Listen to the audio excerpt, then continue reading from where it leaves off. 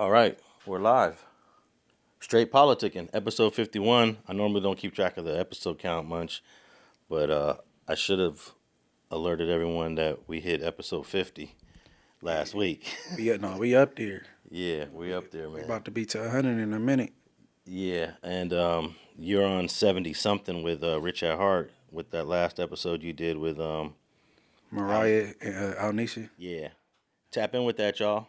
Hell yeah, was having a talk that I wanted to have with women and get they in. You know what I'm saying? Yeah. It was interesting. Yeah, it was. It was a female cast with female topics. Right. Shout out Alnisha Handy. Go check out the interview she got with Alex back in 2019. Yeah, man, she caught a case. Yeah, she made it up out of it. So She was fighting the case, fraud, credit card fraud, all kind of stuff. mm-hmm. She was she was doing it up out there down south. But I had a fact check from, let me think what episode this was. We was talking about ICE with Nina Beretta. Mm-hmm. And the claim that ICE went into a LA USD graduation, man, that turned out to be false. So that wasn't true. It wasn't true at all. So hold on. Because we all heard it. Yeah, we did. In fact, I'm going to play the clip right now of the brother saying that he witnessed it. I can't handle this, y'all. This is crazy, yo. I didn't think this was about to affect me like this. But our neighbor's school, y'all know I work at a school.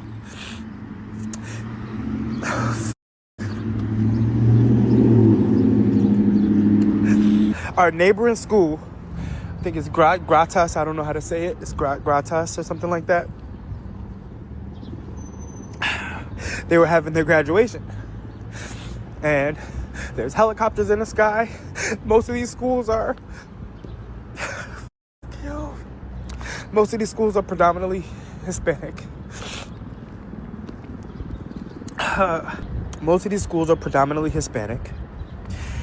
Gratas, I believe elementary, was having their graduation. And all of a sudden a bunch of parents have to run out because ISIS is there. This is the story that I'm hearing. And, our school goes on lockdown. Our principal, tells us it's a drill, but we know it's not a drill. And, I had to come outside. It's my break. We kind of got off of a soft lockdown. And parents had to run out because they don't have papers. And they had to leave their kids because the kids do. What type of shit is this, yo? And then kids are freaking grabbing teachers and crying on their leg because they don't know if they're about to see their parents when they get home. What the fuck is this? And we voted for this shit? 15 people just got picked up on Wilshire at the Home Depot. On Wilshire. Yo. Man, oh my God. This is not right. This is not right, yo. And he's on a live streaming, crying about, I can't believe what I'm seeing. I can't believe what I'm seeing. The ICE raid came into a graduation. It was supposed to be Gadsden Elementary. That's where he was working right there. And it turned out to be, it never happened. Maybe they was across the street raiding something and they assumed they was going into school. It better be something close to that and he just wasn't clout chasing. Bro, I watched a couple reactions to the dude and everybody was like, what's wrong with this guy?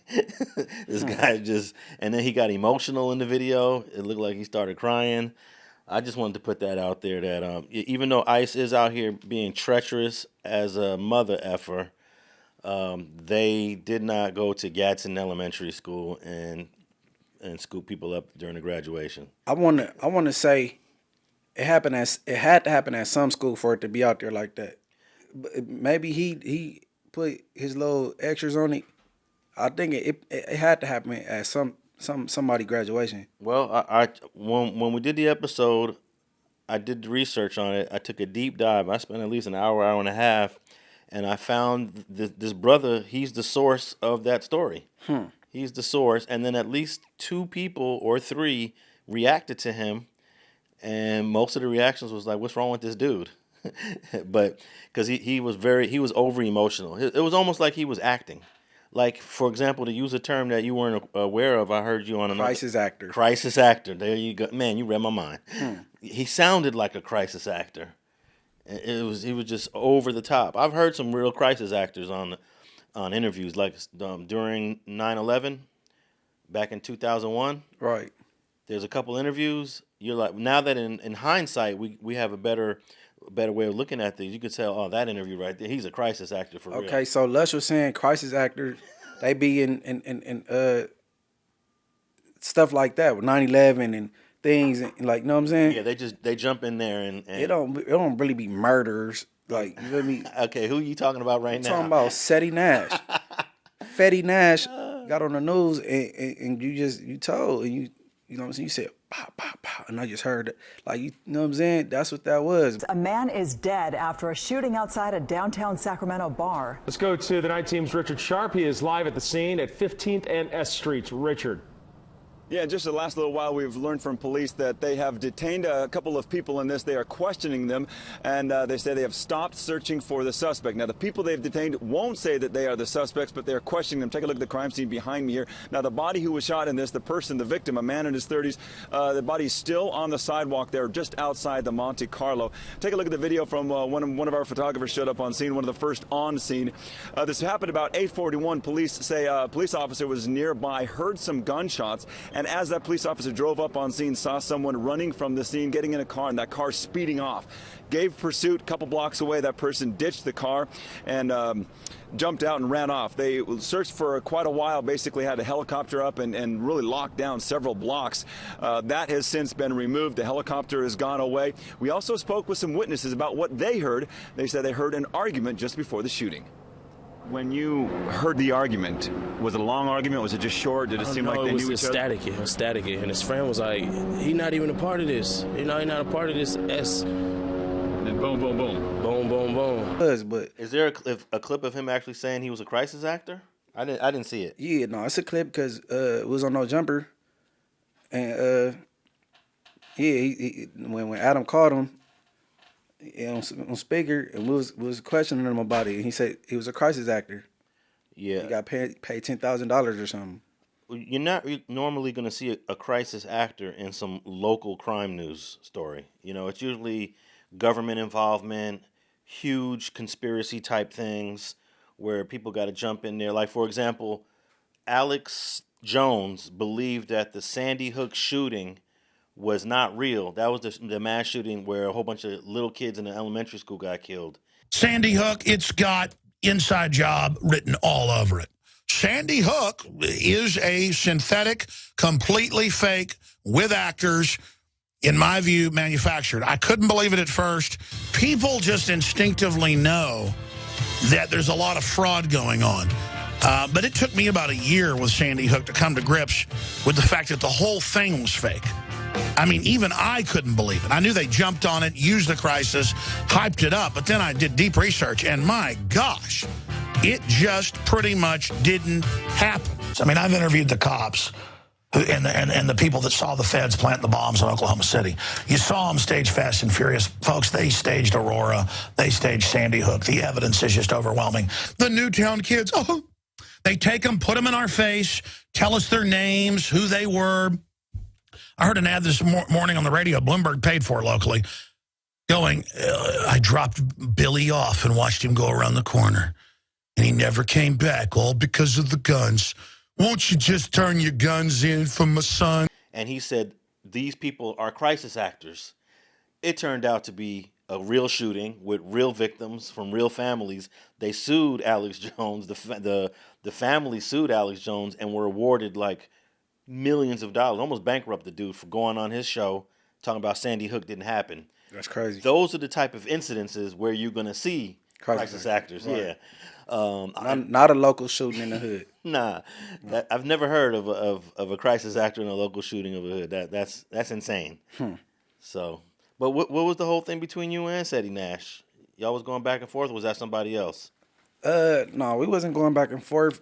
He kind of got jumped by the No Jumper cast because when they called him about bringing YSL Woody to the 60s, and he apologized afterwards, and he got chastised by the other 60s and stuff. So, and then, you know, Ant brought it to everybody like, well, he told anyway. YSL ain't the only snitch, you know what I'm saying? And then Adam called him, and he said that wasn't real. He's a crisis actor, and you know what I mean? Then, Well, let me tell you, when that video of Ceddy Nash being on the news explaining what happened in the that was a real news source. Yeah, that was a real news from story. Sacramento, and that's where he's from. Yeah, well, when that story dropped, that hit the internet a couple years ago. Right. And Ceddy Nash had addressed it a couple years ago, but he never said anything about a crisis actor. I remember him saying that he knew the news reporter. The news reporter was a personal friend of his, and he was doing a favor by helping the news reporter complete a story for the news. Orange 15th in Sacramento is a bunch of bars. I was there to meet bitches. The news reporter is my homie. I can show you on on Facebook a couple of news reporter homies. So let's get to it. What was said versus what actually was in the goddamn report. When he say, no, what did he say? Say, you heard the conversation. I say, yeah, it's real static. And his homie say, not even a part of this S. Well, in the actual paperwork, there was never an argument. Zero. He didn't have no friends outside. It was him and Buddy. That's it. So there were no friends. There was no argument. Zero. So on top of that, who said boom, boom, boom first? Was it me or was it the news guy?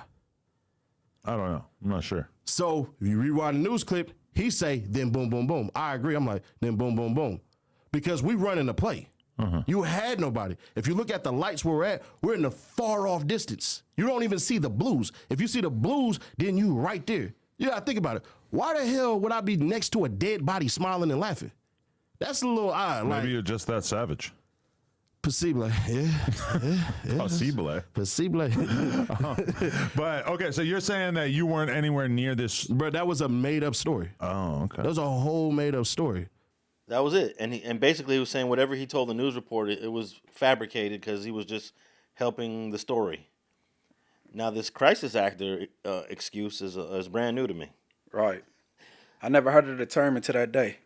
Oh, yeah. It's, you know, if you tapped in with stuff like 9/11, the Oklahoma City bombing, Sandy Hook shooting, those three come to mind where the term crisis actors have come up. With Sandy Hook, it was untrue. It was completely untrue. Alex Jones did come to court, but he did not testify. Instead, he spoke outside several times, including an afternoon press conference. He wasn't present in the courtroom, though, when the families detailed the toll that the lies have taken on them. The final Sandy Hook family member to take the stand, Mark Barden, the father of 7-year-old Daniel Barden. He did have this beautiful sense of empathy and concern and care for others. The morning Daniel was killed, Barden said he had spent some extra time with his son, watching the sunrise through the window while they cuddled on the couch before putting him on the school bus. I know I hugged him and kissed him and told him I loved him, but I had no way of knowing it would be the last time. But like the other families have testified, he soon found himself having to navigate losing his son while receiving an influx of threats and disturbing comments. The whole thing is as phony as a $3 bill. Something Alex Jones had said on his show. I mean, it just is the fakest thing since the $3 bill. Earlier in the day, his wife Jackie also testified, along with Josephine Wheeler, the mother of Ben Wheeler, both describing what the lies have done to their families. They took my identity. They took my husband's identity. They took my surviving child's identity. Jones was not present in the courtroom during the testimony, but did hold a press conference outside, calling into question whether or not he'll end up taking the stand this week. I'm not sure if I'll even go on the stand tomorrow because it's a trap. Man, them families, they got on Alex Jones. Man, that dude Alex Jones was basically saying, man, Sandy Hook ain't real, y'all. Man, I wonder what made him say some stupid stuff like that, bro. Like, people lost their kids, you know what I'm saying? Well, the reason is because whenever there's a shooting like that, there's always, like, new gun laws. And he's anti-gun laws.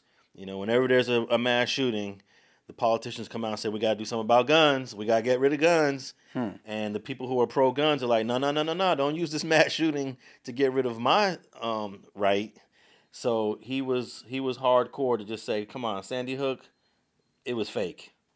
So he got sued and lost big time. Okay, now that I'm older, I can agree.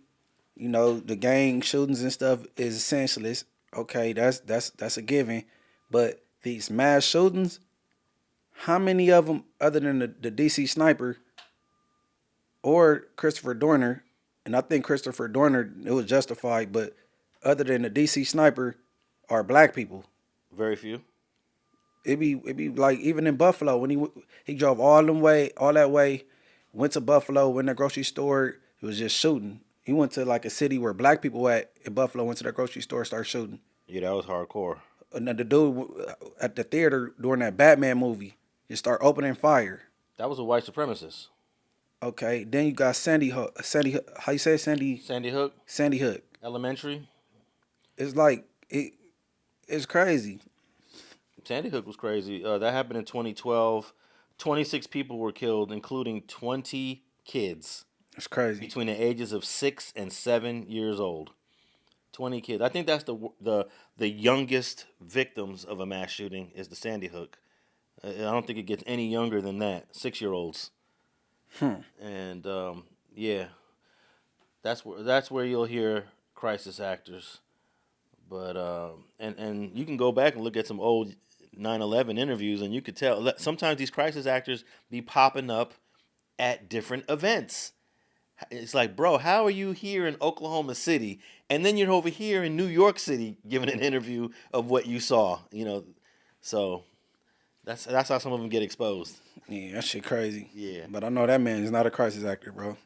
Oh no, he's a witness. Nah, how you gonna be a crisis actor to a local shooting in a town? It makes no sense. Right. Let me see if we even have a definition of a crisis actor and where that term comes about, because crisis actors are trained. They're trained people who engage to portray the disaster of a female. So, oh man, there's a whole Wikipedia entry on crisis actors, and there's even examples of them. Conspiracy theories and defamation, disaster training simulations. So yeah. Oh wow, listen, there's a paragraph here. It says advocates of the conspiracy theory include Alex Jones and outlets such as The True Pundit. In 2018, the parents of 2 children in the Sandy Hook shooting launched a lawsuit against Jones for defamation, accusing him and his website of engaging in a campaign of false, cruel, and dangerous assertions. And eventually, the families were awarded $45 million for his BS lies that he told on the internet. So, dang, even in the crisis actor Wikipedia entry, there's a paragraph on Alex Jones. Yeah, he the face of it. He the face of crisis actor. Well, he's the face of false accusations of crisis actors. Right. Yeah. Not this, and I believe that there are crisis actors out there because they're used to manipulate the news media and debunk things. Yeah, to debunk certain things. Right. And then push something else. Right. So yeah, it's a real thing. But damn, a shooting in Sacramento. When kids involved, that ain't straight. Nah.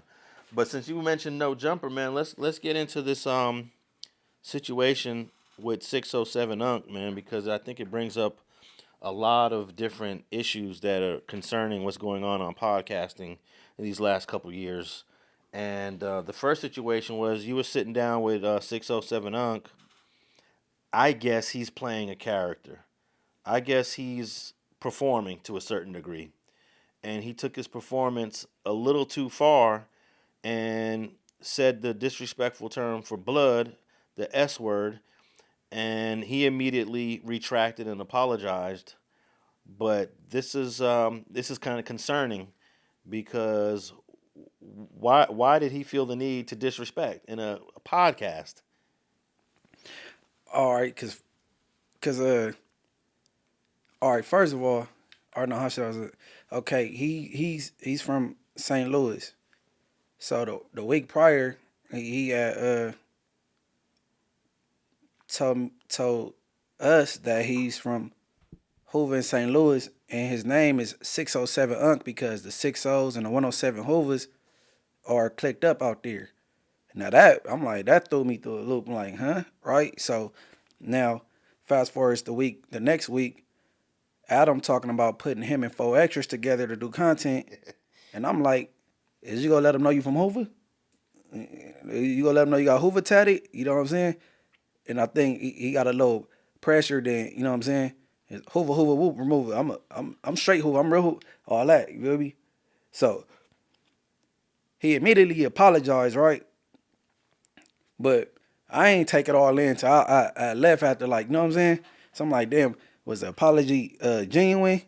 And then I'm thinking like, okay, I'm thinking he was like, you know, you talk faster than you think, and you just blurt some shit out. But when he said it, I was shocked because I thought I heard wrong. I'm like, what? And he said it again, and that's what everybody saw. But he was pretty much, I think I had him pressured up with this whole Hoover thing, you know what I'm saying? And then he's back against the wall, and that's what he said, you know what I'm saying? Okay, so if you were pressing him on the issue of revealing his Hoover identity to faux extras, and he got a little uncomfortable with your line of questions, he clearly knew you was a blood then. Because I think after he said it, he was like, oh, I didn't know you was blood. But he directed it towards you, right? He directed it towards you because he was uncomfortable about your line of questioning. He directed it towards me because I'm the one, so you could say he was directing it towards me because I'm the one saying, you know what I'm saying, what I'm saying. But he said, I'm straight Hoover. Hoover whoop remover. Like, hey, Hoover whoop remover. Like, hey, then I'm like, okay, he not a dumb dude, right? My name is Munchie B. What you think, the B is from my last name? You know what I'm saying? So I wanted to give him the benefit of the doubt, like, okay. But then I'm like, okay, you just talking about Ceddy Nash. If you ain't apologetic, why you apologizing? And now you apologizing. So if Ceddy Nash a bitch for that, you is too. You know what I'm saying? So I'm like, man. But hey, look, the thing is, Art, and this is the second time I was around the dude. The first time is the first time we was all on camera together. Young Ant, Lush, me, Adam, him, Brandon. And they had like a borderline gay joke or something. And then I don't know if he was really into what he was talking about or trying to illustrate something, but he hopped in front of Young Ant and got on his knees, right? And he was doing weird shit, getting up, dancing and whatever. So Wow. That is a real thing that happened. I have a photo in my phone of King Pill with a boner. Oh my God! Why you gotta put over in your phone, boy? You gay? Hey, that's what you got to be gay. You got phones. I saw it in the Reddit. But you admitted it. Why would you screenshot it and keep it in your phone? I said, bro. Well, Adam Fruity is a bitch. I said the feds, bro. I said y'all ain't heard me say it. No, I said the feds. I said the feds. We call those snipers and gunners. I said you just put. Yo, what are you doing? I'm recording this. What the? He said he got He's about to top two dudes up. You about to in your mouth the way you on your knees. Yo, why you on your knees in front of them? His phone game. After that day, I hit the No Jumper group chat and I said, hey, Adam, we need to, you know what I'm saying, the seating because I don't want to be sitting next to that dude because he too spontaneous. Like, he unpredictable. I don't need him dancing in front of me or hopping in front of me or nothing like that, right? All right. So here we go. The second week, I'm sitting right here. It's Adam, then it's him. And he say that BS, and then I'm like, now I'm wishing I was like right next to him. You know what I mean? Like, you know what I'm saying? Because, you hear Wack talking about some, he should have got up and swung out the air. I ain't looking stupid for nobody, bro. You could kill that. That ain't what I'm doing. But I'm like, yeah, I was like, if I was a little closer to this dude. But then again, I'm like, man, I don't know. I was cool how it played out. He apologized, whatever. You know what I'm saying? He didn't have to do all that extra shit. You know what I'm saying? Yeah, I think he apologized within a nanosecond. Mm-hmm. Even though he said it twice, then he quickly apologized. But I also want to kind of briefly talk about what your reaction to him was, because I felt like you handled it perfectly. You didn't crash out. You didn't overreact. You didn't do nothing stupid on camera. And you just questioned them. So I don't understand why someone like Wack would jump on a podcast saying that you're supposed to do something violent on camera so you can go to jail. Nigga, you was supposed to jump up, spit at that nigga, throw something at that nigga, do a motherfucking Hong Kong Phooey kick the other way. You was supposed to did something, nigga. That nigga dissed once. What you say? You asked the nigga what he said, and he said it again.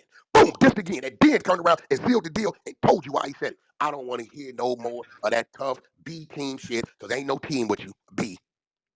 You moving around with a keyway who only gonna go so far for you. And that, hey, and homies would have told him, hey, listen, nigga, what you getting involved? Nigga, that nigga said the S word, nigga, you a blood or something? So I get it. Nah. I think him and probably a few others want me to look stupid. Talking about some swing at the air or what? Like, I'm not. That ain't what I'm doing. See, but that's what I'm saying. With the busy situation, the don't cuss me thing.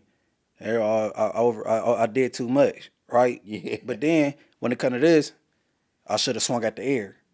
And then if you look at the two situations, Beezy was right next to me, to the left of me. Yeah. And like I could tap him, like, you know what I'm saying? This dude is right by Adam on the other side of him. But you know what I mean? But I'm cool how it got handled, you know what I'm saying? But I did want to follow up and holler at him, but I was just at No Jumper this past Tuesday and he didn't come. You know what I'm saying? Well, let's play the clip that we're talking about for those that may be unaware. In this clip number 1, this is where 607 Unc uses a disrespectful term. Go ahead, play clip 1. Tell him about it. I'm gonna speak on it, but I ain't gonna be nobody proof. I ain't gonna be no proof. He ain't gonna knock me out first. You ain't got no confidence in your squad? He said he knockout king. What if he really the knockout hold queen? on, is you gonna let him know you from who? What if he really from St. Louis? We don't squabble. See, y'all LA different. Y'all brag about fighting. Is you gonna let 4 extras know you from Hoover? I'm from Hoover. But is you gonna let him know that? Yeah, listen to me. In St. Louis, y'all brag about fighting. I know in St. Y'all Louis. brag about fighting. Now, in St. Louis, we brag about killing, gang. No. We do murder. Yeah, you guys kill a lot of people. We do your murder. Hoover We don't do no fighting. I can't do no wrestling with no man. Unless I finna Hey, listen. It's all like me. I ain't gonna wrestle no man, gang. I don't do no squabbling. Is you gonna let 4 extras? Yeah, I don't do no squabbling. I'm not fighting. Yeah, is that what you want to hear? I don't We're not squabble. asking you to fight him. I don't catch fades. That's a scary nigga. I don't catch fades, nigga. I kill you. I'm from St. Louis, gang. Stop playing with me. You ain't in St. Louis. I kill. Everywhere St. Louis. You ain't in St. Louis. Everywhere St. Louis, gang. We don't fight. Name one nigga from St. Louis that can fight. I know some. Come on, gang. They use it. They use it. We don't use that. We use the tools. My family all on Cardinal. Okay, that was actually that's the first clip of before he gets to using the word. Mm-hmm. So, were you feeling that it was getting it was kind of escalating, or did you feel like you guys were just having a normal back and forth, or can you feel the escalation there? Now that I look back at it, you could tell, but at the moment, nah. Yeah. I didn't feel no escalation here. But hearing 607 Unc in that clip, it seems like he was kind of cornered in. Yeah. Like, he ain't usually in that position. You know what I'm saying? Yeah, and let me just address this thing about St. Louis fighters. Man, St. Louis has a history of some boxers coming out there, namely... What's to do with the missing tooth? Yeah, I was about to say, namely, the Spinks brothers. Right. They're the first brothers ever to win heavyweight titles in 150 years of boxing. The Spinks brothers, straight out of St. Louis. Somebody else, too, though. There's a few, but I just wanted to mention the Spinks brothers. Where's Mayweather from? He's from Michigan. Okay. I believe he's from Flint. Some people try to throw Detroit on him, but I think he's from Flint, Michigan. And also, Michael Spinks was the one that got knocked out by Mike Tyson. That was an incredible fight. That ended Michael Spinks' career, by the way. That was his last fight, and he never fought again. He was an undefeated heavyweight champion. Mike Tyson knocked him out in the first round, and we never seen Michael Spinks again. And then, of course, Leon Spinks, the other brother, he beat Muhammad Ali in 1978. Even though that was an older Muhammad Ali, Ali was the champ in 1978. So you can't take anything away from Leon beating Muhammad Ali, even though some people will say, Ali was near the end of his career. But yeah, 607 Unc, you better represent, man. The Spinks brothers is from St. Louis. Yeah, man, they got fighters out there. I mean, we know that St. Louis had the murder rate one of these years or a couple years in a row or whatever. But come on, bro. All right, we're gonna go to clip 2 of 607 Unc. This is where I was mistaken. This is where he uses the derogatory term. Clip 2. Gang, we from St. Louis, gang. We pulling up from Backdoor City. I'm gonna play like it's good, and I'm pulling back up with a switch. That's how we do it. And say I'm not playing, gang. I'm gonna play. They gonna say you ain't from Hoover. I'm gonna say damn right I'm not from Hoover. Okay, so simple question: are you going to tell 4 Extra that you have Hoover tattooed? Depending on how I feel. If I feel like I got the ups, let me tell you how it go. If I feel like I got the ups, yeah, I'm gonna say I'm from Hoover. If I feel like I don't got the ups, I'm gonna say I'm not from Hoover. You don't got the ups. I'm gonna slide back on it later. I'm from St. Louis, nigga. I'm a Caliber. Bald head man gonna pack you I out. don't even follow 4 Extras. Anybody gonna But I pack know me some out? hoes that do. I'm gonna have them DM this Hoover tat. Come on, gang. I'm straight Hoover. You Listen. your shit. You I'm Hoover slide remover. What? Hoover slide remover. Hey, bro, watch your mouth. Oh, Bro. I forgot. You forgot what? I forgot. I didn't know you was blooding. I forgot, gang. That's what I'm mama. No, don't let this content shit go. No, too I forgot far, you was nigga. blooding. Listen, I forgot you was blooding for real. You gotta watch out. No, I thought he was blooding. I forgot he was blooding. I didn't know he was no blood. I don't want to get my ass. Yeah, but you shouldn't say that even if he's not around. No. That's a bad one. Hey, bro. See, people let these characters go too far, bro. Yeah, I apologize. I said sorry. It was an accident. On real shit, no content. But that's when you give me the character Crip that we used to say back in the day. So when you raise that kind of shit, you gotta understand. I'm a Crip for real. So you bring it out of me, that's what happened. But I apologize though, because I ain't that right now. I'm everything. But that's just a past shit. I think it means something we used to say that. different out there. Type No, it don't mean shit. Nigga, that mean the same shit across the globe, but like. But if I apologize, it should be over, right? Yeah, but this is that's sincere apology. Yeah, no, I understand, but you shouldn't be dissing nobody. No, I ain't try to. Listen, you know when certain shit come out, we doing this shit. And come out. Hey, I believe that 607 Unc knew you was a blood.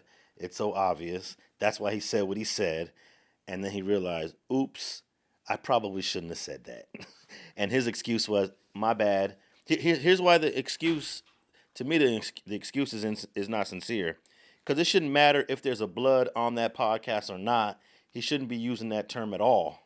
S word, C word, any derogatory term. It don't matter who's present. We see you on the podcast. So it's irrelevant who's present. That was for you, Munch, but he realized he made a mistake. Yeah, he didn't know the magnitude of what he said. You know what I'm saying? That's what I starting to realize. I had a whole week until the next Tuesday to try to juggle in my head, like, you know what I'm saying? Yeah. Then I'm like, damn, all right. I'm like, I should go up there and just have the homies whoop them out, make that my last Tuesday. You know what I'm saying? Then I was like, no, for real, I was just juggling around a ganger. You know what I'm saying? And like, but then I settled in, I'm like, I'm just gonna come Tuesday. I want to holler at him and let him know it can't happen again. You know what I'm saying? Because he used to be in a troll. He not used to being cornered in. You know what I'm saying? And look, he was pressured up. This probably the only time he been like real, like feeling like cornered in. Because he usually doing the trolling. But I wasn't trolling though. I just wanted to know, was you gonna tell this fool you from over? Like, because Adam said he about to put y'all together to do some content. So is you gonna let him know that? You know, he said, fuck out. He started saying some other shit, talking about fighting and wrestling and shooting and some stupid shit. Yeah, I think this trolling part, and I think Adam and others like Adam think that the trolling is good podcasting, and I want to be one of the first. I'm sure there's others that might agree with this, but trolling is not good podcasting. Trolling should have nothing to do with podcasting. If people want to troll, let them troll. But to incorporate trolling into a podcast, where a podcast is supposed to be both entertaining but educational, but having all these trolls and them saying what they want to say, it's going to get somebody hurt, and it's going to lead to something really bad happening. Because if you was to react to that, Munchie, all you would have done was had the police on you, and you would have been a target for an investigation. And I like the way Lush tried to jump in there and try to deflect a little bit. Like, yeah, maybe mean something different. Yeah, no. You quickly cut that off. That word, the S word, does not mean anything different in any other American city. It's derived from Los Angeles, and it is the derogatory term for Bloods. I remember I had a homeboy from Fruittown Brim, Big KB. He refused to say the word Saab for the car, Saab. Mm-hmm. I don't even know if they still make Saabs. Saabs. But he would never even want to say Saab because it sounded too much. Yeah, he's super duper whooping. No, that's a young KB. Mm-hmm. And a lot of people, they stick to that code. They stick to that. As you get older, these things don't mean as much, but it is still a respect thing. And then another thing, I really when I doubled back and I was expecting them to be there that Tuesday, I was just trying to get a point across that you can't, you know what I'm saying, that you can't do that again, bro. But throwing any threats towards his way on camera and all that, I was gonna try to refrain from that, because if he felt he's gonna be riding around and moving around LA, bro, you disrespected the Bloods, not just me. And somebody do something to him, I don't want it looking like, oh, Munchie B and extend from me, or you know what I'm saying? No, he quickly realized. He quickly realized, and I think, like you said, he was in character. And when you're in character, sometimes you just let it go. You know, you let it go. That lets you know he's just truly there performing. He's there. He's a performer. Mm-hmm. You know, and I don't think these types of trolling performers are good for podcasting. But hey, let's see, Adam liked that he trolled, right? But he didn't want him to troll that far. He didn't. He didn't want him to diss nobody gang. Nah, you know he what I mean? nah, but he know exactly what this dude be doing. No, you know what I'm saying? I disagree. He Adam loves that. No. That guy. He made it into a clip. No. If he didn't care for it. No.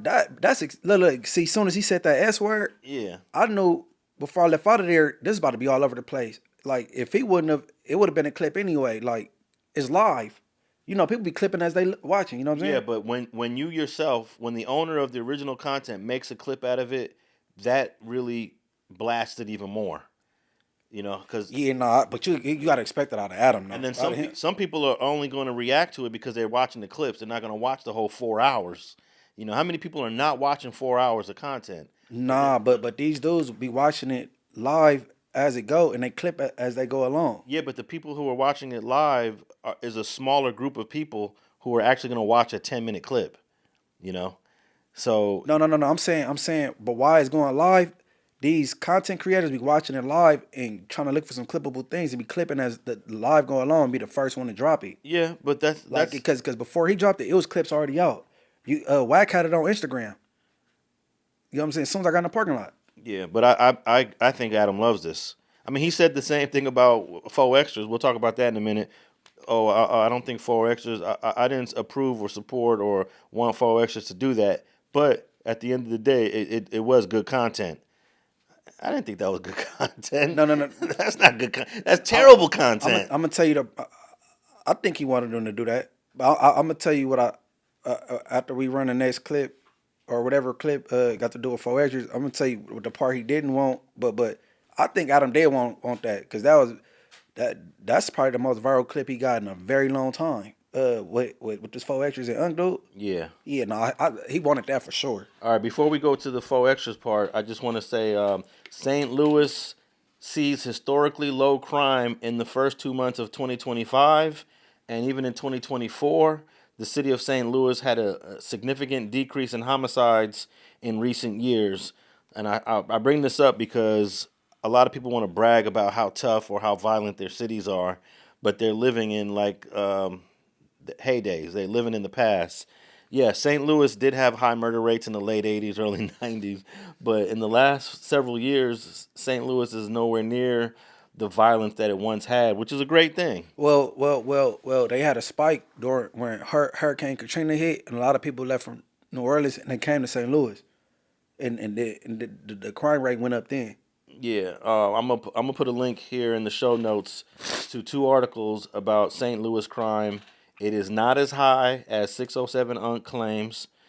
There was a time when it was, but in recent years it's been low, and it's been like that here in Los Angeles too, which is what we all want. I don't even understand why people want to brag about how many murders you got in your city. That's nothing to brag about. But this there's a 43% drop in homicides in St. Louis between 2020 and 2024. And that's significant. So I don't think people are pulling out as many switches as 607. So when COVID hit, the crime declined. Yeah, the crime did decline. Actually, the crime declined in a lot of cities, but then it went up, and like everybody had money, so everybody was happy, huh? Yeah, but then that last year of COVID, I'm not sure if we're saying 2023. It did rise in some cities, but nah, St. Louis is good. Right. Shout out my family in St. Louis. Yeah. Okay, so you said that 607 Unc really had never been cornered like that before when you was questioning about his Hoover tattoo. Right. But then a couple days later, I feel like he got really cornered when he decided to do an episode with 4 extras. And the Hoover tattoo didn't come up. Like that's what I was asking. Like, bro, is you gonna let this dude, you feel me, use from Hoover? It is mine. Hell no. That's what he was running. He probably wanted me to shut up about it. You feel me? All right, let's play clip number 3. This is a short clip of the episode between 607 Unc and 4 extras. Oh, you got an interview with him. You know what I did? I said, oh, that's good. Yeah. Set it up. What time? No. I said, what time? As soon as I got here. Take your ass to the Nah, I love you. So extra, I love you. I love you. Nigga, I love you. Hey, look, I love you, bro. hold on, cuz. That's real shit. No, hold on. That's real street shit. Listen, cuz. This is what I'm telling you, cuz. And since I talked to you, come on, nigga. I'm not about to rush you. Just kick back. I don't know that. But look, cuz. How I know that? Look. How I know you ain't finna rush me? How the fuck I know I'm make it out of here? That's what I'm saying. How do I know that? It's 50 niggas out there when I walk out there. I'm just saying, you still raging. I'm trying to let you know what I'm here for. Hey, look. This is what I'm trying to tell you. This is what I'm trying to tell you right now. This is what I'm trying to tell you right now. Got me surrounded. Look, this is what I'm trying to tell you right now. Watch what you say up on here, cuz. Cause these think you can't be caught. You could be caught. You could be found. You could, nigga, on the set, what's the name? I'm gonna get up on you. Just like I just got up on you. And the first thing I'm gonna tell you, you gonna die right here. I smoke your ass and niggas, you gonna die at no jumpers, niggas. I don't give a fuck. I'm gonna flatline you right here and go to jail and laugh at your ass while you on the projector dead. And I'm gonna be doing burpees in jail, laughing at your ass while these bitches picking up my collect calls. I think he really got cornered during that moment. I think that was needed. That was needed. I don't think he's seen that many gang members in one place at one time. You know what I'm saying? Yeah. That was needed. But see, I seen a couple people on the internet that they don't like how he played with the culture and play with the gang thing. Cartoon being one. Cartoon played a clip where he said basically all Crips is snitches or something like that. But 4 extras got on him about, you know what I'm saying anything on camera and all that. But see, 4 extras came with a chip on his shoulder anyway because he said some borderline gay stuff about 4 extras and about him going back and forth to jail and some about carrots and you know what I'm saying. So 4 extras already on him about that. So as soon as he came through the door, he collared him up and got at him and you know what I'm saying. And then they went on camera. So along with the the disrespect to the gang culture and making a joke out of everything, he played with his sexuality. You know what I'm saying? And at that time, 607 Unc was quote unquote trolling, right? I guess you just think everything is content, but it ain't. Like you know what I'm saying? That shit, like ain't nobody playing with their hoods or sexuality or you know what I'm saying, gay jokes and all that. Like he sat right next to me and said, he's talking about him doing content with Wack. He said, "Gotta see his asshole first." I'm like, huh? He said, yeah, I gotta see if his asshole is wrinkled. I could tell if some shit. I'm like, man, this shit ain't crazy. So, yeah, no. See, 4 extras, he came with a chip on his shoulder anyway. He came right through the door and collared him up and walked him to the corner and breathed on him. You feel me?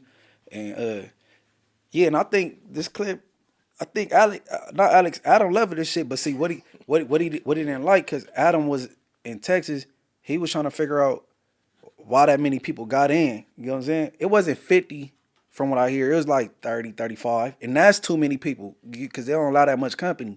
So that's what he was like pissed about. Like, why did that many people get in? Well, that's what he's saying he's pissed about. But really, you ain't buying it? No, I ain't buying none of that. Nah. because 4 extras come with company all the time, but never that amount of people. Look, the 30 deep really is a part of why 4 extras was so energetic against 607 Unc. Oh, so you agree with 607 Unc then? Because 607 Unc said he's a coward and he only did all that because he had 50 people with him. Well, you can't discount the 50 people or the 30 people. I'm not saying that I wouldn't call 4 extras a coward, but what I'm saying, it's human. It's just natural human instinct. You got 30 people right outside the room. you're going to stick your chest out a little bit more than you normally would, you know? So that contributed to the episode, which contributed to creating the content that Adam says at the end of the day, it turned out to be great content. Well, it was great content because he had 30 people outside the room.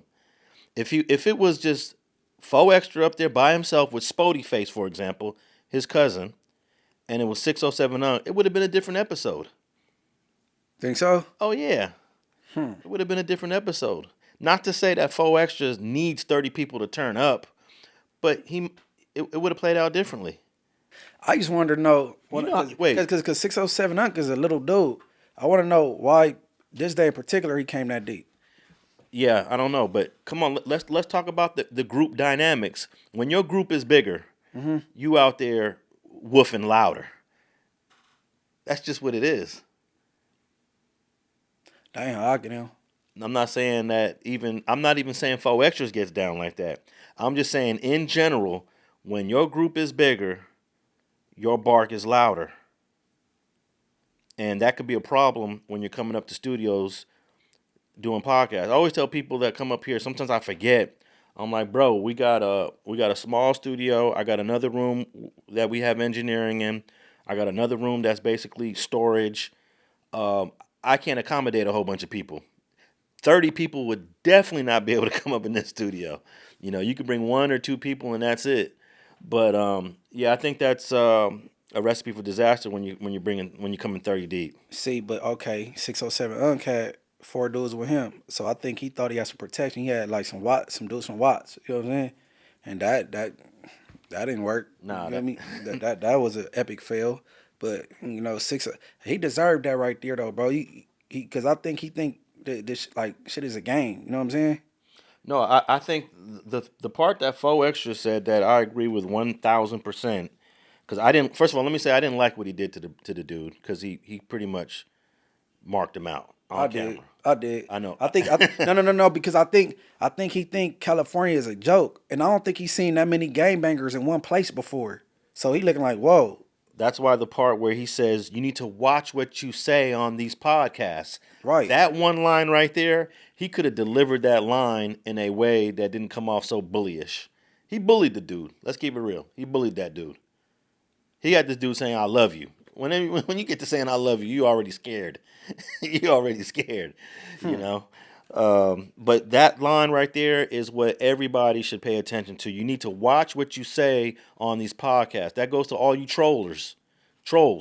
But of course, most of these podcasts are based on promoting the trolling. You know, like Brick Baby. Brick Baby was a troller. You know, Brick Baby wasn't there as. Brick Baby got like that when he started hanging around him though. Maybe so. When all the thing about the Gucci Man, like Gucci Man got some good pussy. All that putting on the baby oil when he was across from him when he did that. The baby oil shit. Yeah. He start hanging with 607 Unc and start acting like that because he wasn't doing that at first. You know what I'm saying? Yeah, and I think that Brick Baby did kind of morph into that. Mm-hmm. But I'm not a fan of that. Like, for example, you and Young Ant, you guys are always who you are when you're on the show. And that's what they pointed out the other day, Lush and Adam, because I guess one of these podcasters said me and Ant is there to take Adam's slander.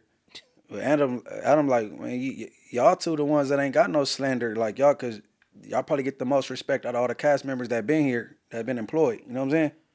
But there's a lack of trolling with Young Ant and Munchie B. Right. And I think it's perfect. I don't even think there needs to be any trolling. But of course, the way that platform is run, the trolling is invited. The trolling is part of the show.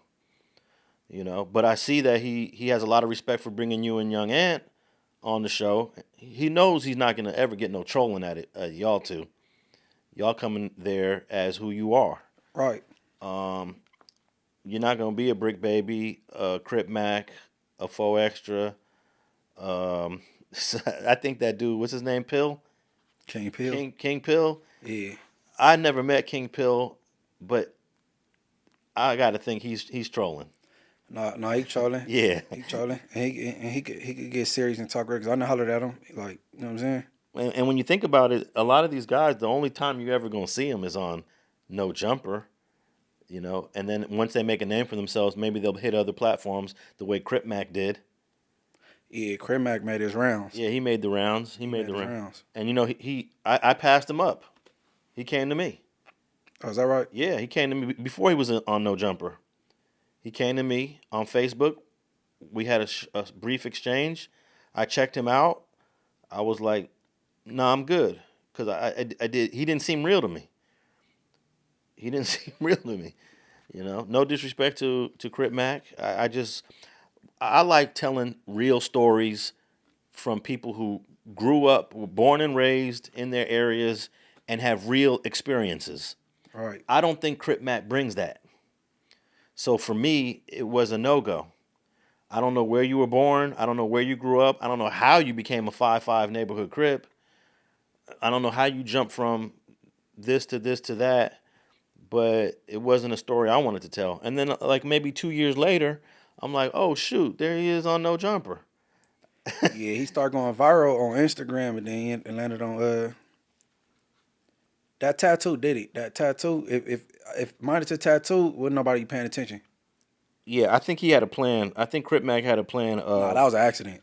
No, because he was trying to come on my channel. Yeah, but 2 years before. But him going on Instagram and everybody paying attention to him, I think that was an accident. No, I think he had a plan. He's not smart enough to have a plan. I think the plan doesn't require a lot of intelligence. It's just about making a name for yourself. And all you got to do is just use social media and try to get interviewed. That's it. The plan to make a name for yourself is go on your own social media and try to book interviews. How smart you got to be to do that? Hey. Luce Cannon. Luce Cannon did the same thing. Hey, but look. He branded himself by putting that tattoo on his forehead. If it wasn't for the tattoo, it wouldn't nobody even pay attention to him. Well, I don't know. I don't think the tattoo, like Luce minus the tattoo, the world wouldn't care about Crip Mac. No, because I think that he became a character despite the tattoo. The thing that got everybody attention, the homies asking when I'm a cover, I'm never getting a remove. I'm a daughter, and that went viral. Like, you know what I'm saying? He was like, "Cuz, they say ain't no sixes go." Like that went viral. Then it took off, but then he kept doing videos on Instagram. But then, like, you know what I'm saying? Well, I think he created a character despite the tattoo and would have became who he became. Maybe the tattoo accelerated it. I don't know. But Luce Cannon did the same BS. You know, let me jump on the internet. Let me book some interviews. His plan was, I got to tap in with Wack. If I tap in with Wack, then I can tap in with these other platforms. His plan was failing miserably for years and years and years and years until Wack started dealing with him. First, he was dissing Wack. Yeah. Talking about Big U run LA and you a snitch and all that. And then they joined forces because they both was against Big U. And then Wack used him to try to get back at Big U. But now I think Wack regretted. Yeah, it boomeranged on him. Like I said in the previous episode, a lot of these plans are gonna boomerang. Mm-hmm. And that Adam and Wack did that. They created this. I don't know. I don't want to say he's a monster because he ain't really stomped nothing out. He's just a pathological liar and fabricator. Man, he the biggest liar on the internet that touched the internet for sure. Yeah. I got a song with Drake. He got shot 10 times. Also, when it come to Crip Mac, he was trying to rap too, and his rap to me I listened to a song. This was before he went viral. I was like, nah, this guy does not have it. 4 Extras or Crip Mac, man, they both horrible, bro. Yeah, both horrible, bro. Hey, I just heard a really cool song between J.O. Felony and Baby Runner from 40s, and it was pretty dope. Oh, for real? Yeah, it's new or it been out? It just can't. I just saw it on Facebook. I think it's new. But I also wanted to just... Baby Runner could rap, though. Yeah, Baby Runner be telling some hell of a stories. Mm-hmm. But before we move on from the 4 Extra clip, I do want to say that his threats and his aggressive demeanor towards 607 Unc can get him in trouble. That's if 601 do the police thing. I mean, he did it on camera. He ain't on. You can't file charges for somebody. He ain't on parole no more. None of that. If 607 want to go file some charges and be gay, then that's the only way. But he doesn't have to file anything for the police to investigate faux extras for making threats on the internet. You don't need a victim to do You don't that. need a victim. What you mean you don't need a victim? You don't need a victim to file a case, to build a case, to charge. You don't even need a victim to charge someone. You could be charged with when the victim is a Jane Doe or a John Doe. I had a case out of Pasadena where this guy got charged for shooting a person that the person who was apparently shot never came forward. The police never even identified who he shot at, and he still got charged. And in the indictment, it says victim John Doe. You know, Well, faux extras didn't mean that shit. He was in character. You know what I mean? He podcasting. He's in character. He's in character. You know what I'm saying? He didn't mean that. You know what I mean? Yeah, but the feds ain't that stupid now. Unfortunately, we seeing people getting indicted. We seeing people getting arrested. And even though the no jumper beating thing, nothing has happened with that yet. I still know that's coming. And people I think faux extras need to be careful on what he says on the internet, unless he likes going to jail. But that dude played with his sexuality, and you know what I'm saying. So that could send anybody on one. Yeah, but you don't got to do that in the podcast. You could do that after the podcast is over. Pull him to the side and say, "Hey, bro, I didn't like XYZ. You doing this stuff on camera, it becomes evidence." Nah, people like that you got to embarrass in public because he'd get on camera and think shit a joke again. Now, the way he did it, you can't. You know what I mean? He could have pressed him off camera. Which he did. And then he could have told him, "You need to issue me a public apology." Nah, but see, you'll never know if it's sincere with him. Oh, my mom, I apologize. I'm sorry. I love you. Man, nah, bro. I think what happened needed to happen. You know what I'm saying? I think that needed to happen, bro. Because, man, it's a lesson in everything. See, like, with me, I told myself I shouldn't have been talking no gangbang, nothing with him anyway. The same way when that little gay jokes come up, I get quiet. Whenever he talking some GD, BD, Vice Lords or any gang shit, I just need to just sit back. I should have, you know what I'm saying? So it's a lesson in everything. Why am I talking any gang shit with this goofy? Okay, but these lessons don't need to be on a podcast. That's what I'm saying. I mean, what did we do 10 years ago, 15 years ago, before all of this was a thing? We didn't say go get a camera. We're about to teach this man a lesson on camera. And that's where I think it's getting out of control. And then that's what's feeding law enforcement information. Hey, this guy just got out of jail. Does he want to go back? Is he off? You said he's off? Yeah, he off papers. Okay. He off papers. Because that's a violation right there if he was still on. They could have violated him. That's all entertainment, man. He did that for the cameras, though. They ain't gonna bother him for that. But I know that was needed, though, for sure. Yeah. Like, people... I don't like people that do shit in public and then apologize behind the scenes and shit. Yeah. So he got on camera and talked about some gay shit with him. You need to get embarrassed on camera. That's why those public apologies are important. But I think for 607 Unc, it works because he's accessible. But we got a lot of people on the internet. I won't say a lot, but we got a small amount of people on the internet that aren't accessible. They're 3,000 miles away. You're never gonna see them. And they're talking that same smack. And there's nothing you can do about it. Right. What's the chances of you crossing paths with a guy that's hiding out 3,000 miles away? Yeah, man. Shit. I don't know. That's some scary shit. That's some scary shit. You should, like, anything you willing to say over, because evidently that's how you feel over a podcast, broadcast, whatever. You should be able to communicate that to that person in person. You know what I'm saying? But, these supposed to be weenies. All right, man. 19 members or associates of the Mexican Mafia were charged in a murder conspiracy targeting a well-known rapper. That's the title of this article. And that well-known rapper was Swifty Blue from Paramount, who himself was on No Jumper for a minute before you got on there. Yeah, I don't know nothing about his music though. You ever heard anything? Never listened to his music, but I always heard his name. Only because of No Jumper. I believe I did his very first interview. This was in 2020, and he was okay. This is when what year? Okay, this is when a couple of Hoovers were assaulting the Mexican ladies that were selling the elote. I can't remember what year that was. I remember that though. Yes, it's on my channel. I believe it was 2020, and I did a video where I pulled up in the Hoovers, and it was Jap 5. This is the first time I met Jap 5. It was another Hoover with Jap 5, and then it was Swifty Blue. And them three did a nice little short 10, 15, 20-minute video on Mexicans and blacks coming together, and they talked about how they DP'd that young Hoover for doing whatever he did to the Mexican lady. And that was the day I met Swifty Blue. I didn't know who he was, never seen him before. He wasn't even viral. It wasn't on any of these shows. And then, boom, I started seeing Swifty Blue not too long after that.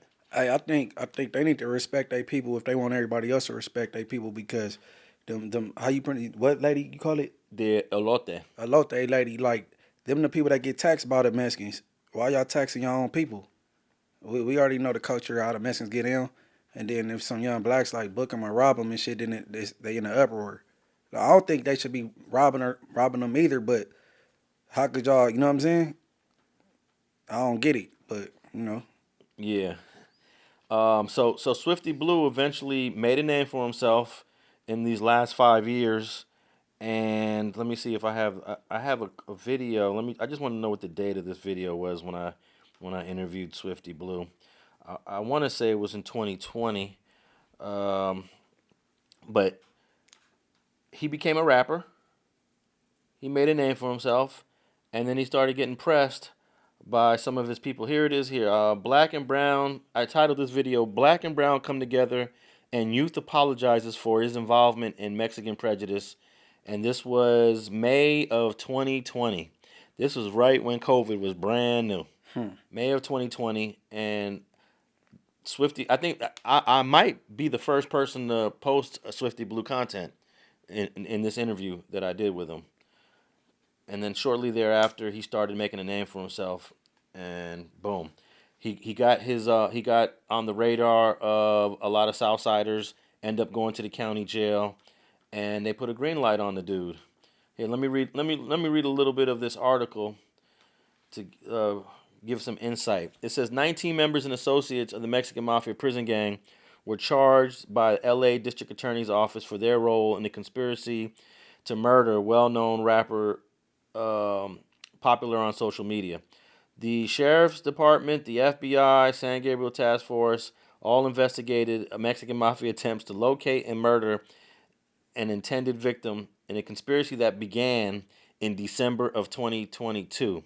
So now this is about maybe 2.5 years later from when he first did the interview with me, when this started happening. The conspiracy to murder the victim is alleged to have been coordinated by Mexican Mafia and several high-ranking associates. The coordination of the murder conspiracy occurred in the LA County Jail, within the California prison system, and from inside the LA County Jail system too.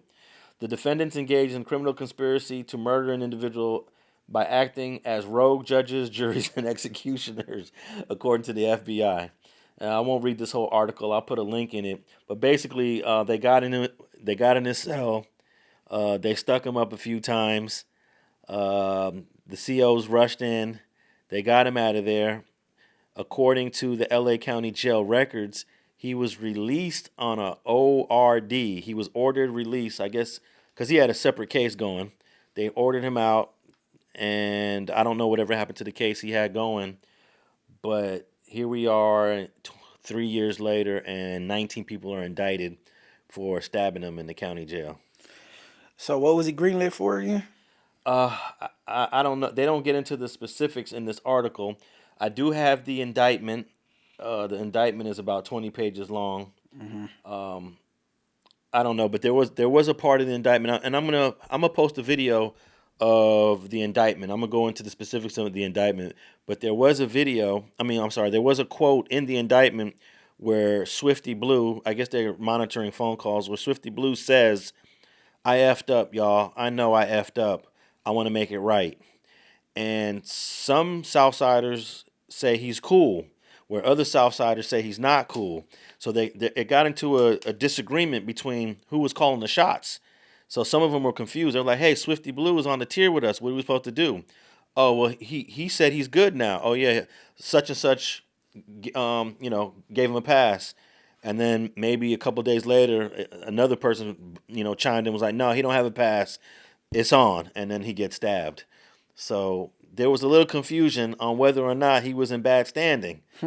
So, yeah, he got stabbed up, and 19 people were taken into custody. Most of the guys are from Paramount and from the southeast part of L.A. And it's all tied into the Mexican Mafia. That's where the hit came from. I want to know what he did to get greenlit. We'll look deeper into it. Yeah, I'll post a video about what he did, if anything. But I can tell you this. Whatever he did in terms of the way this politics goes, it was minor. It was either you ain't paying taxes, and they're thinking, here's another thing that a lot of people believe that ain't true. They think Swifty Blue is probably making a whole lot more money than he really is. They see him on No Jumper. They see him on all these interviews. They see these views. They're like, hey, bro's making millions of dollars. And it's like, no, he ain't. He ain't making millions of dollars. Right. So there's a lot of misunderstanding with this internet game. Have you ever got that from like people that know you? Like, damn, Munchie's everywhere, man. Munchie's assuming I'm rich. Yeah, for sure. Yeah, hell yeah. Yeah, that happened with me a few times when I created the website back in the 90s and early 2000s. Yeah, we ain't gotta say his name, but one person said, man, he making millions off us. Yeah. There was a dude here in L.A. Right. That he came home from jail and had, Alex Alonso's making millions and millions of dollars off his website. Somebody tried to tell him, nah, that's not the way it goes. And he was like, nah, hell no, that's exactly the way it goes. And eventually I crossed paths with the dude, and, I had my back and forth with him. And then there was another one that's an actor, and he said you made millions off him, and he think you owed him some money. Hey, we could say his name. I got no problem saying his name. But yeah, I'm doing a documentary in the Hoovers with H Crown, and this dude pops up, Deandre Bonds. I did an interview with Deandre. Stacy from the Wood, right? Okay, look, I did an interview with Deandre Bonds when he was in prison over the phone when everybody forgot about him.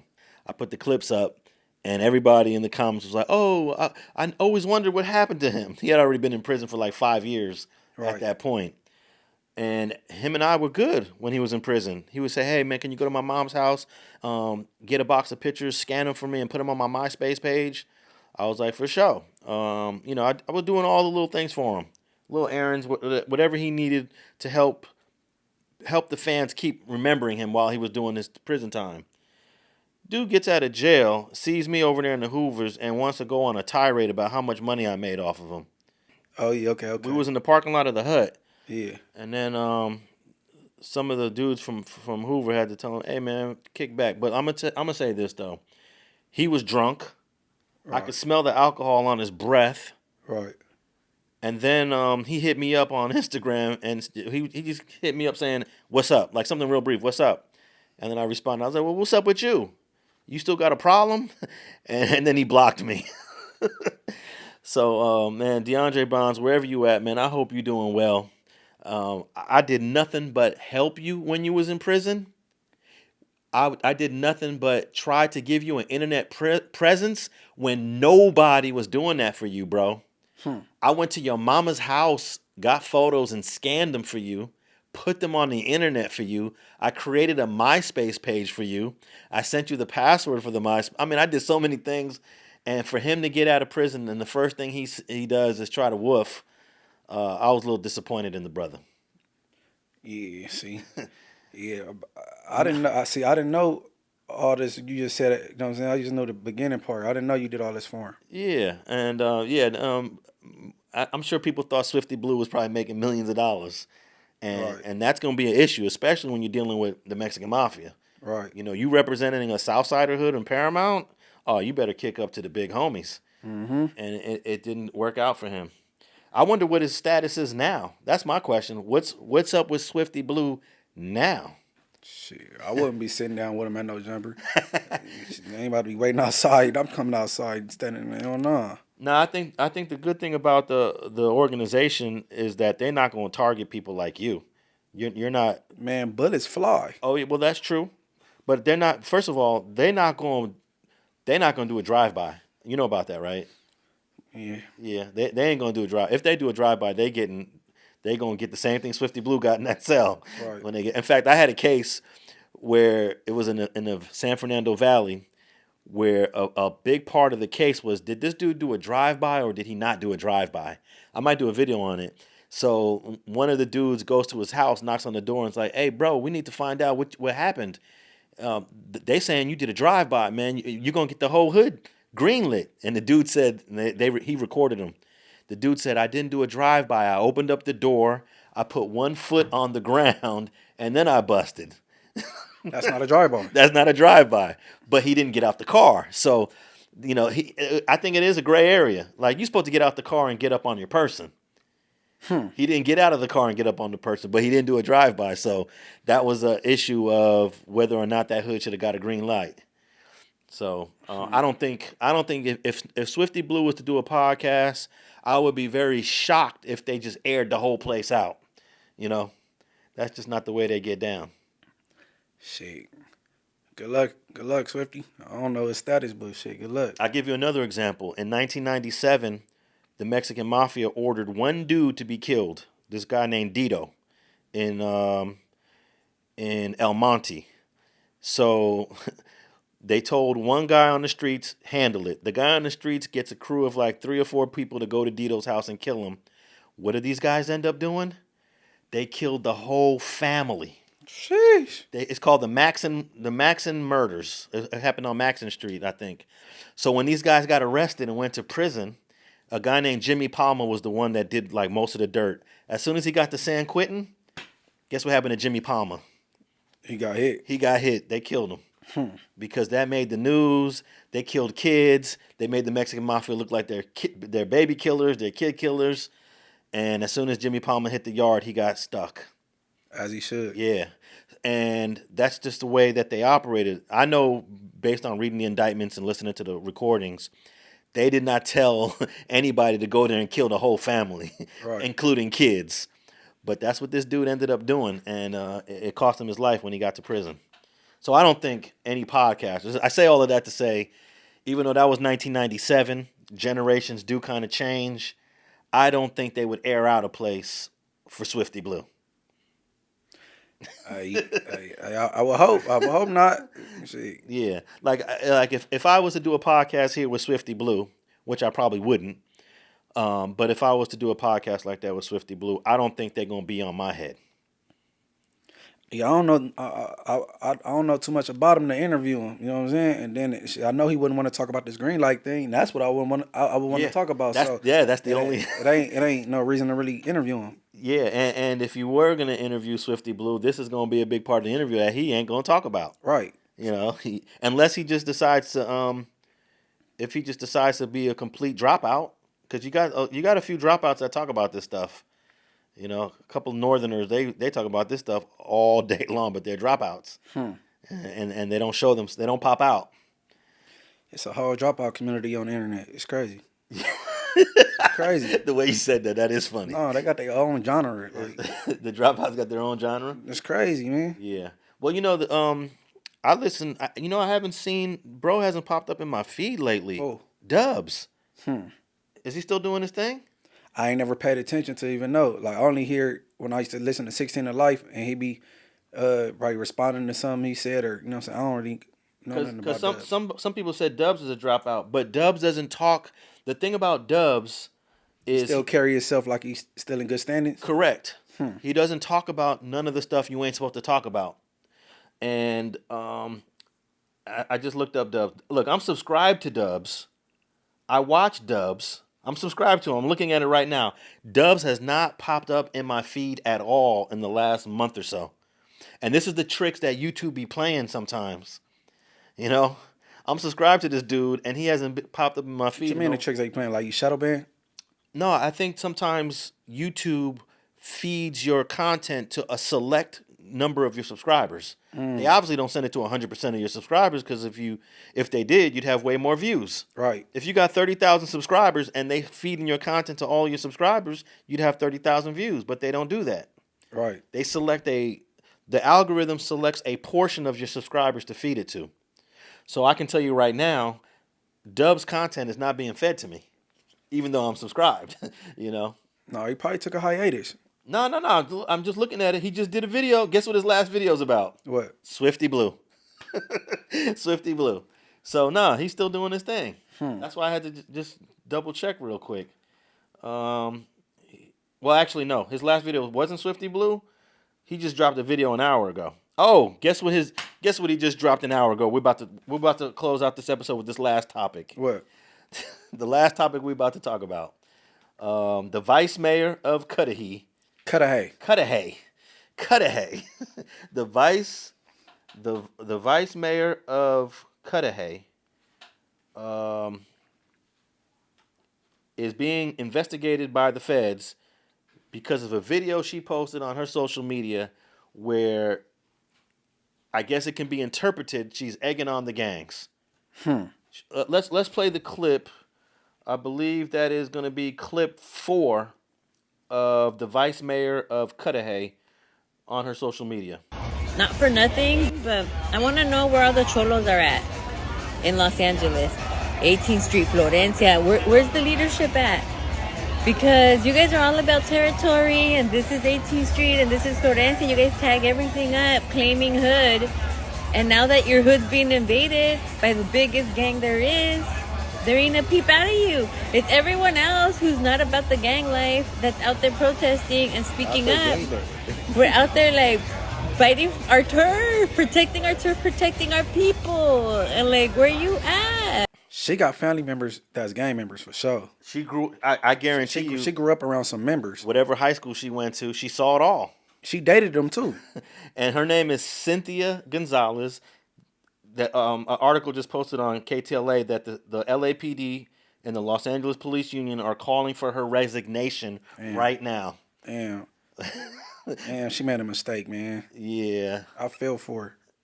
Yeah. I feel for her, man. You just worded that wrong, man. You shouldn't have said the gangs by gang names, man. You should say, what's up with the soldiers and the people, you know what I'm saying?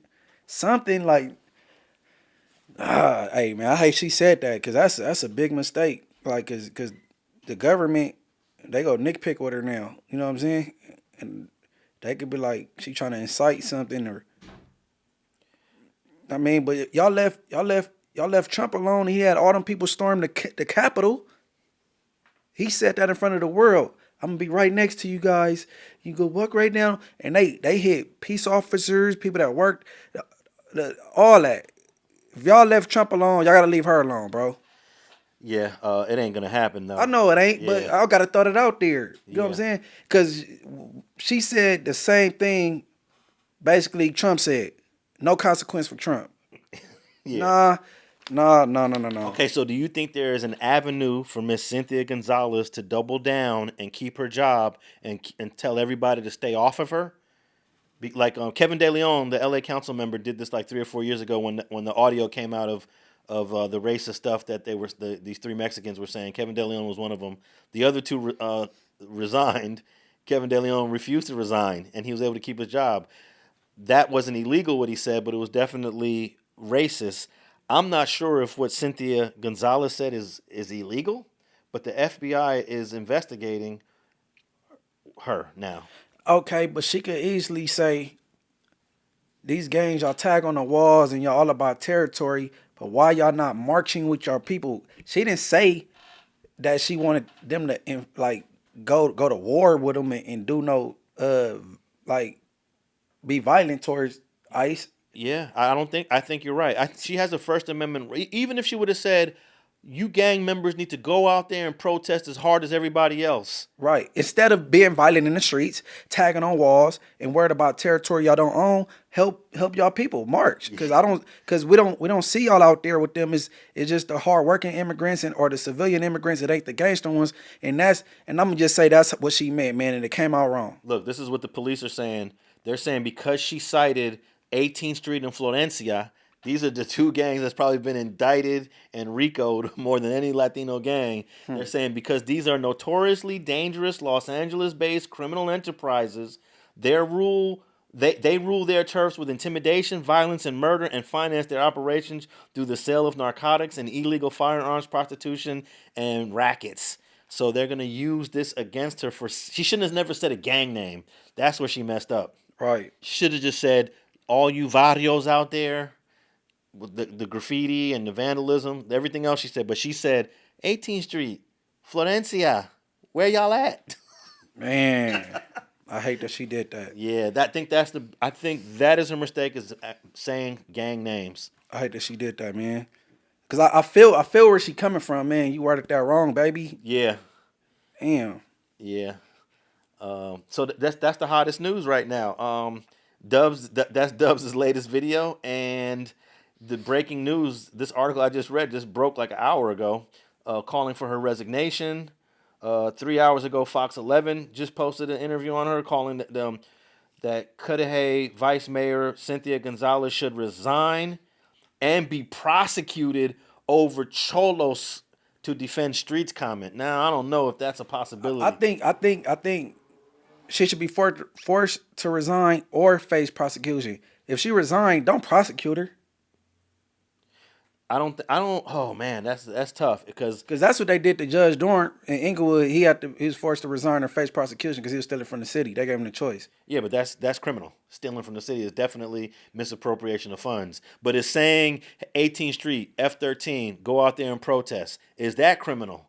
But she didn't say nothing violent. She didn't say go kill nobody or throw a rock at a car like they've been doing. She said, where y'all at? Yeah, she said, I want to know where all you cholos are at in Los Angeles, 18th Street, Florencia. Where's the leadership at? Right. I don't think that's criminal. No, she didn't express no violent anything.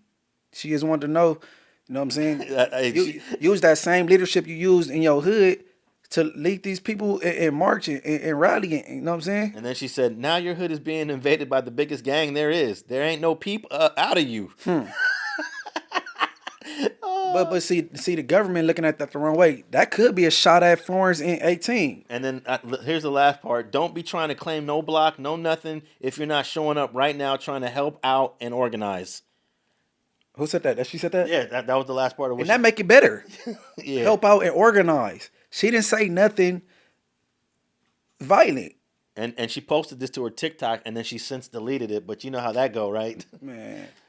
Yeah, man. I hate she threw specific gang names out there. That's the only mistake she really made, and I hope everything pan out for her. Don't be trying to claim no block, no nothing if you're not going to show up right now trying to help out and organize. The last part make all this sound a little better. I don't want to hear a peep out of you once they're gone. Right. Yeah. Right. She's, you could interpret this as she's challenging gang members to divert their energy into a legitimate cause, right, against a tyrannical government, right. You know, I wonder what Dub's take was on this. Yeah, I'm gonna tap in with that after we wrap this up.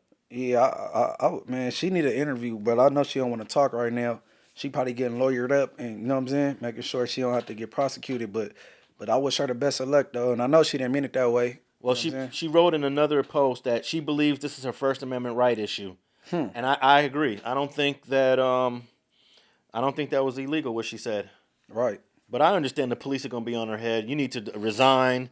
You need to be fired. And I wonder what her salary is over there, because I remember when Kevin De Leon was being forced to resign. You know, LA City Council members make $200,000 plus a year. Something like $16,000 a month, and he had just bought a house. Bro wasn't going to resign. They was picketing in front of his house. And Kevin De Leon stayed until that next election when he got voted out. So right. I don't think she's making the type of money that you would make in Los Angeles as a vice mayor. Vice mayor. I wonder what the vice mayor's salary is. What do you think? Vice mayor's salary in Cudahy. Vice mayor salary. Let me just look this up real quick, because sometimes that will determine whether somebody will step down or not. Because I had my boy who was a council member in Compton. You know, council members in Compton don't make nothing. Right. You know, it's not a job. I think Cudahy is smaller than Compton. It's not a job you do for the money when you're a council member in Compton. Oh, wow. According to the Cudahy Municipal Code section, each city council member receives a monthly salary of $1,200. And that's it? This compensation follows, $1,200, but it also comes with full benefits, though. So the benefits is probably worth another $3,000, $4,000, $5,000. But actual cash, $1,200. That ain't nothing. No, it ain't. So I don't know if, and that means the vice mayor is probably making a little bit. Okay, let's see. Sources indicate that the vice mayor of the Cudahy is a city council member, but the specific salary for the vice mayor is not listed. So it's going to be around that $1,200, maybe a little more than the $1,200 a month. I like $2,500. And that's similar to Compton. You ain't making no money as a council member in Compton. You ain't getting rich there. You're doing that because you're passionate about your community. About your city, yeah. Probably born and raised, and you know. But you're a council member in the city of Los Angeles and making like $200 and something thousand a year. It's insane. So what do you think? Is Cynthia Gonzalez going to step down? I think she about to try to stand on it. She put it out there that's her First Amendment right. I think she gonna try to, you know what I'm saying, lawyer up and stand on it. Hey, she should have never deleted it then. You know, delete it because it's already out and now it's all over the internet. It's all over the news. Right. So deleting, like you said this in a previous episode, I forgot who we were talking about. They shouldn't have deleted it. That was the Diddy. Was it the Diddy trial? I don't think it was nothing with Diddy. Somebody posted something, they deleted it, and you was like, man, they should have stand on it. I can't remember. Yeah. And Cynthia Gonzalez, she should have stood on it. She should have kept that TikTok video up there. Damn, man. Yeah. Shout out Cynthia. I wish you the best of luck, man. Hopefully that the First Amendment will kick in. Let's see. Okay, Mayor Flores from Huntington Park, he says that Cynthia Gonzalez is a personal friend. I know her. I know she wouldn't call for violence. Words are important. You have to be careful with what you say and how you say it. Right. Boom. I agree with bro. So she's got some people already defending her. Right. Let's see. In a statement, the Los Angeles Police Protective League, which is a union that represents the LAPD, called for the immediate resignation. They said, what Ms. Gonzalez urged and taunted these specific gangs to do in her social media posts puts police officers and other law enforcement professionals at greater risk. Her actions are deplorable and potentially illegal. She should resign and she should be prosecuted if what she called for broke the law. See, even the LA Protective League doesn't know if it's illegal because they said... Because she said they need to get out there and organize. Yeah, she said in this quote, it could be potentially illegal and she should be prosecuted if she broke the law. They don't even know. No, stand on it, Cynthia. Yeah. Fight that to the end. You got support from other mayors in the surrounding cities. And you know what I mean? Our governor probably agree with you. So stand on it. Yeah. All right. Any last statements regarding the 607 Unc before we wrap this up? That's been kind of a big Munchie B viral item this last week. Man, I think you should take a different angle, man, because his whole gimmick is to have a joke with the gang culture or whatever. I think people got this shit tatted all on their face. They ain't playing with it. You know what I'm saying? I don't know if you ain't got enough material or whatever, but you know what I mean? He said, yeah, apologized. I ain't tripping on the dude, whatever. You know what I'm saying? That's what that is. Hey, I wonder if Cynthia Gonzalez can say, hey, I was just trolling, y'all. Nah, hell nah. Nah, a politician can't get away with that. Politicians can't troll. The only one that control is Trump. The only one that control. Yeah, that's a fact. That is a fact. Trump actually trolls. As a politician, he trolls and gets away with it and got reelected. And trolled. And Trump did what she did, and people actually got hurt. So people got to keep that in mind, bro. Yeah. This shit is hilarious. But, all right. Munchie B YouTube channel. Tap in. What you got coming up? Munchie B, the Mayor YouTube channel. I'm about to drop some more content. Everybody just tap in with that. All right. And I'm Alex Alonso 101. Tap in with me on Twitter, Instagram, and YouTube. I just posted on my personal YouTube page, Alex Alonso 101. I just posted an old behind the scenes, never before seen clip with Munchie B, Red Bull, and Baby Dot. And it's probably the most that you'll ever hear Red Bull talk. Because the interview wasn't about Red Bull. But I got him on that short 3-minute clip talking. And that's on the Alex Alonso 101 channel. And we're on all podcast platforms, Spotify, iHeart, and Apple. And we out.